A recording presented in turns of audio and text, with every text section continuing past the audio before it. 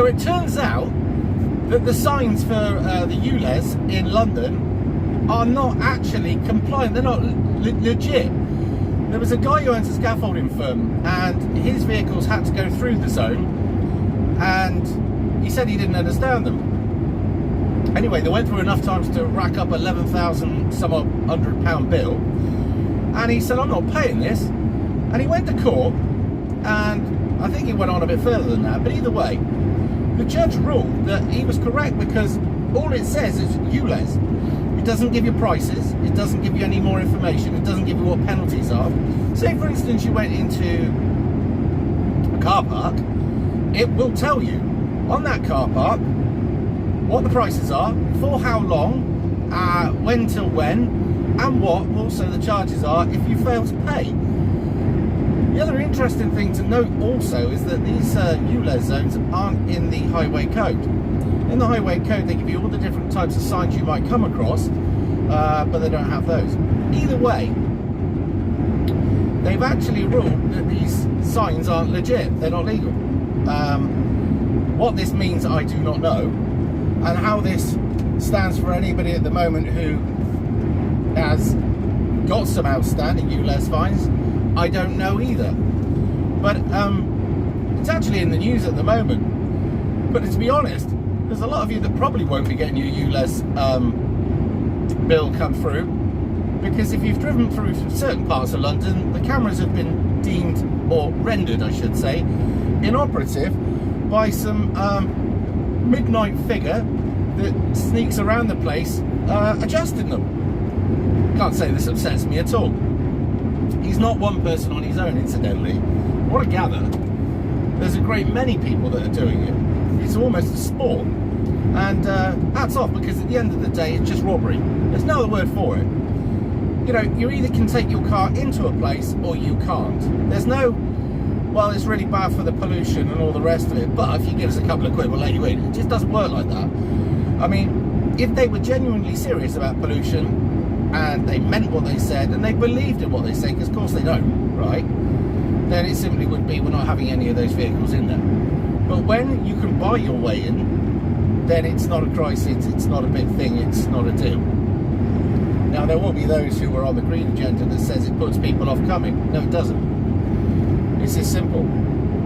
You either have to get your car in there because of reasons, or you don't. Now, if you have to get in there in your vehicle because you're bringing stuff to London or whatever that you simply couldn't fit on a train or a bus, you're compelled to take your vehicle. But if I were you, and you're one of these unfortunate people that have to go into London and pay these prices, you may well want to look at it. Just Google search it about ULEZ signs not being legal, because that's exactly where I found the story. But I think it's amazing. And this is really backfiring. And it's also showing just how corrupt and bent Sadiq Khan and his shower of shit that support him and surround him are. I think there should have been a lot more thought that went into these signs. I got caught out with them once, and I paid the fine because I didn't know enough about it. I certainly didn't have the funds to go up against anybody in court. I didn't have the information, so it was one of those, like a great many other people that have fallen foul from it. He made 70 quid or something like that. 70 quid for driving into a place that I have every fucking right to drive into. And who is it? Some dodgy git that once represented a bunch of terrorists that flew a plane into a building tells me what to do. Fuck him. I mean, do you know what? You should have known that he was going to be bent when he won the election by 120% turnout. How exactly do you do that?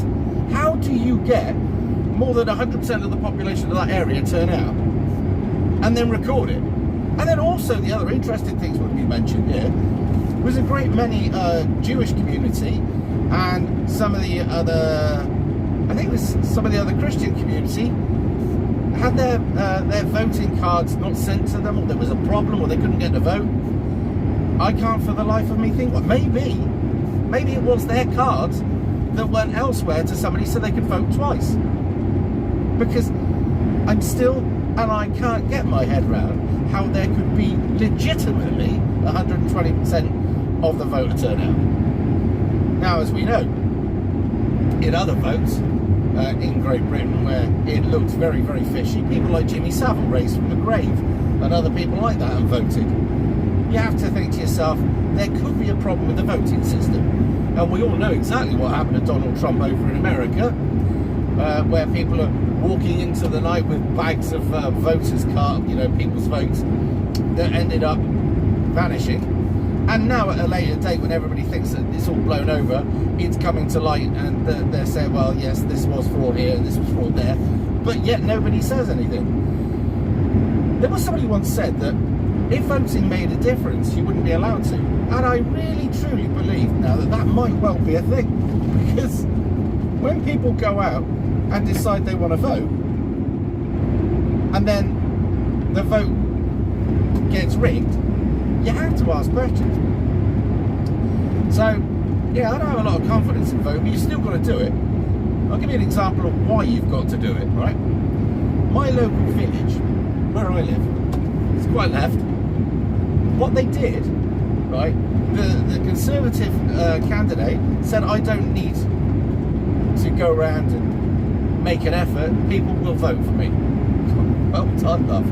Anyway, what happened was they sent the Green mob down from Bristol, and they had people who lived there, well, were from the area, but they lived in, say, for instance, the centre of London, and lived there all their days, right, came back, and they all literally went door to door telling everybody to vote Green.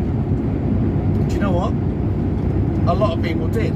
What was worse was that most of the Conservatives who were disillusioned by Conservative, and some of the Labour Party, and some of the Liberals, who were all disillusioned, didn't turn up. So guess what? We now have 2 Green Party candidates, which was quite funny, because I went into the pub and I was saying, the fucking Greens got in, and the guy behind the pub went, actually 2 of them. I went, 2 of the cunts? Fuck me, unfucking believable. He went, well, actually, their representatives are sat over there in the corner if you want to have a chat with them. I went, yeah, I fucking do. Anyway, I went out and chat. I said, how is it you got a load of your fucking militia down from Bristol to canvass it? Shouldn't it have been local people? And I gave them a load of other questions, and they were like, oh, well, I don't know the answer to these questions, and they drank up and fucked off. But it is what it is. If you don't show up, the opposition will definitely get it, and then you're fucked. But as back to the ULEZ stuff, this is a really interesting time. Not only because the sun's in my face and I can't see fuck all. That's a joke, by the way. It's the people who are actually going, no. It took long enough, I must admit. Let's pull the pouring down a bit, that's nice. It took long enough, but eventually they started saying, bollocks, fuck you. This isn't about a green agenda. This is about control. This is about you'll have nothing and you'll be happy. This is about the state making large sums of extra cash out of the people that it didn't deserve and shouldn't have collected. This is like Dick Turpin on the Daily. This is like trying to get through Sherwood Forest back in the day without being taxed. You know what I mean? It's wrong. There's honest people that literally are struggling to pay the rent, and they'll be struggling to pay the fuel bills again this year, right? And with the threat of another lockdown hanging around, right? Although I don't think we'll get one, but they always put the threat out there. Make sure you all have your jab. You know, you want to go swimming, have a jab. You want to go on holiday, have a jab. You know, you want to go back to work, have a jab. That was what it was the last time, wasn't it? But anyway, they're still pushing it because it makes a lot of money, but whatever. But with all this going on, you've got people now who are, there's many tradesmen that won't go into certain areas in London because they can't. They can't afford to pay this ridiculous congestion charge and ULEZ, right? And so how is it you get all of your tools and the kit, maybe, I don't know, if you're doing plasterboarding, you've got to get the plasterboards down there, or if you're doing roofing, you've got to get the tiling in there, right? You've got to pay for deliveries, that costs extra money, or somehow you've got to handball it. Now, you're not going to handball it 3 or 4 streets if the property that you're working in is just inside the ULEZ zone. So there's many people who can't get tradesmen, and many tradesmen that won't go in. So it's affecting everybody. But that doesn't really matter to the super rich 1% bubble in London now, does it? And the people that put this out there, many of them have If they're politicians, they already have a company car, don't they? And they've got expenses. I mean, you've only got to look at, is it Angela Rayner or whatever her name is? I can't remember, the ginger one that looks stupid. She had the highest expenses bill 1 year running, and these people have no problem because you're paying for it. But the average working man is literally up to here with bills. I mean, you put the car tax up, you put the prices of all the tyres up, you put the price of the fuel up, right? I mean, let's be honest, we're talking about petrol, diesel, and when we're talking about all the other fuels as well, gas, etc. The companies that sell fuel to us, be it whatever fuel, have made record profits at a time that we call it an emergency, or record profits at a time that they use some war over in a country that we couldn't give two fucks about to hike up the price of our veg and our fuel and our fish and everything else. And I think people are starting to realise it. It's late, I must admit, but better late than never. And people are starting to get a bit pissy, hence the reason people are going out at night and sorting these cameras out. But it's a good sign. It is a good sign, because it's a sign that people are waking up. And that is brilliant, because at the end of the day, if they don't wake up, they will walk headlong into what these muppets have planned. These psychopathic control freaks have nothing but contempt for every one of you. This looks ridiculous, by the way. Let's try that. Oh, yes. It's just ridiculous. But anyway, there it is. So, have a look for yourself on Google, and it'll tell you all about it. The bloke that's made a landmark case and proved that these signs are legit. See what you think. Let me know what you think in the comments as well. I do read them. I'm going to go to work now, been to the gym, killed myself, and I'm going to work another, I don't know, 11.5-hour days, because at the end of the day, there's people coming into this country that will get my taxes that don't deserve it. And yet, the state will up my taxes because it believes that I should pay for these fucking invading army. Pardon me. So have yourself a good day. I think there was another topic I was going to cover, but we'll see later. I've got to park up in a minute because I can't get on site just yet. So I'll have a look and see if maybe I can do a video about that. Anyway, see you all in a bit.